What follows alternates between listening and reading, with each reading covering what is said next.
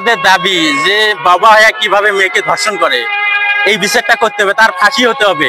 যখন অন্য বাবা তখন এইরকম করতে পারে না, এটাই আমার দাবি, ফাঁসি হতে হবে। আর 24 ঘন্টার মধ্যে আসামি এই জায়গায় হাজির করতে হবে। আমাদের এলাকায় বাবা মেয়েকে ধর্ষণ করতেছে, আমরা বিচার পাচ্ছি না। আসামি এক জায়গায় রাখছি, আসামি পাচ্ছি না, আসামি পালায় যাচ্ছে। আমরা চাই এলাকাবাসী বা এলাকার জনগণ তাকে আমরা ফিরে নিয়ে আসবো, তার কঠিন বিচার করব। আজকে বাবা মেয়েকে ধর্ষণ করতেছে, কালকে যে আমি আমার মেয়েকে ধর্ষণ করবো না তার গ্যারান্টি কি? আমরা যদি ন্যায্য বিচার চাই, সঠিক বিচার পাই, তাহলে পরবর্তী এই কাজটা কেউ করতে সাহস পাবে না। আমাদের গ্রামে এই প্রথমে জঘন্য ঘটনা ঘটে। এই ঘটনা ঘটে কুড়িগ্রাম জেলায় নাগেশ্বরী উপজেলা কচাকাটা থানায় কান্তার মোড় বাজারে। মোহাম্মদ আব্দুল কাশেম তার আপন মেয়েকে ধর্ষণ করিয়াছেন। তাই জন্য আমরা সবাই মিলে মানববন্ধন করেছি। আমরা এখন পর্যন্ত কোনো বিচার পাইনি।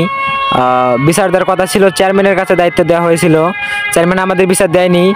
অথচ তার বেটার বাসায় থুয়ে তার স্ত্রীকে এবং তাকে ভাগিয়ে দেওয়া হয়েছে আমাদের মাঝখান থেকে।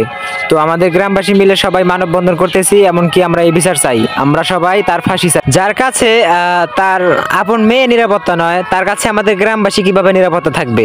আমাদের এলাকায় মা বোন আছে সবারই, তো ওই লোককে আর আমাদের গ্রামে দেখতে চাই না। আমরা সবার দাবি একটাই, আমরা তার ফাঁসি চাই। চেয়ারম্যান কোনো নিরাপত্তা দিতেছে না, আমাদের এলাকার মেম্বার এদের কোনো খবর নাই।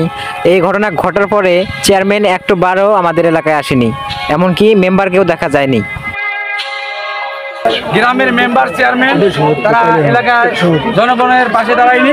তারা চেয়েছিল যে ধর্ষণকারী সরিয়ে দেওয়ার জন্য।